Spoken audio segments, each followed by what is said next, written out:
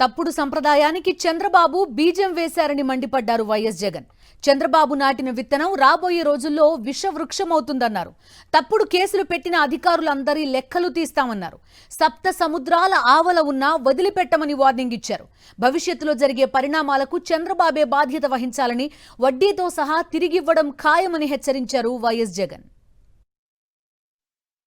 Social మీడియాలో చంద్రబాబు నాయుడు గారి ప్రభుత్వం చేస్తూ ఉన్న అన్యాయాలను ప్రశ్నిస్తూ ఉన్న వాళ్ళ మీద కొన్ని వేల సంఖ్యలో కేసులు పెడతా ఉన్నారు, హరాస్మెంట్ చేస్తూ ఉన్నారు. నేను అడుగుతా ఉన్నా చంద్రబాబు నాయుడు గారిని, అయ్యా చంద్రబాబు, నువ్వు చేసే ప్రతి పని కూడా ఒక తప్పుడు సాంప్రదాయానికి నువ్వు విత్తనం విత్తుతున్నావు. ఇదే విత్తనం రేపొద్దున వృక్షం అవుతుంది. నువ్వు ఏదైతే ఇత్తుతావో అదే పండుతుంది. రేపొద్దున ఎల్లకాలం నీ ప్రభుత్వమే ఉండదు. రేపొద్దున కన్ను మూసుకొని కన్ను తెరిచేసరికి మరో 3 సంవత్సరాలు అయిపోతుంది. 3 సంవత్సరాలు అయిపోతే ఆ తర్వాత వచ్చేది మా ప్రభుత్వం. మా ప్రభుత్వం వచ్చిన తర్వాత ఇదే చంద్రబాబు నాయుడు గారి అడుగులకు మడుగులెత్తిన ఈ పోలీస్ అధికారులకు ఎవరెవరైతే అన్యాయాలు చేశారో, ఎవరెవరైతే తప్పుడు పనులు చేశారో వాళ్ళందరిది కూడా లెక్క జమా తీస్తాం.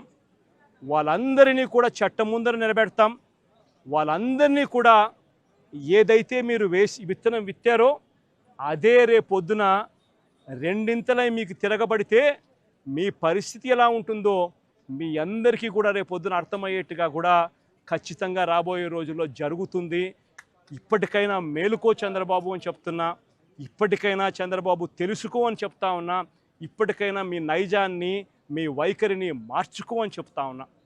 అలా చెయ్యకపోతే మాత్రం రేపొద్దున జరిగే పరిణామాలకు మాత్రం ఖచ్చితంగా బాధ్యత మీరే వహించవలసి వస్తుంది చంద్రబాబు నాయుడు గారిని. ఆయనకు అడుగులకు మడుగులు ఎత్తే ఈ అవినీతి అధికారులను వీళ్ళందరినీ కూడా హెచ్చరిస్తూ ఉన్నా. అధికారులు కొంతమంది అనుకుంటా ఉండొచ్చు, మేము రిటైర్ అయిపోతామనో, లేకపోతే విఆర్ఎస్ తీసుకొని పోతామనో, లేకపోతే ఇక్కడ నుంచి కనపడకుండా విదేశాలకు వెళ్ళిపోతామేమో అని చెప్పి అనుకుంటా ఉండొచ్చు. ప్రతి అధికారికి చెప్తా ఉన్నా, సప్త సముద్రాలు అవుతారు.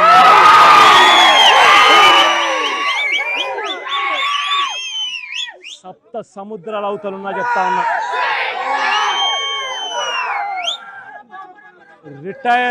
రిటైర్ అయి ఉన్నా కూడా చెప్తా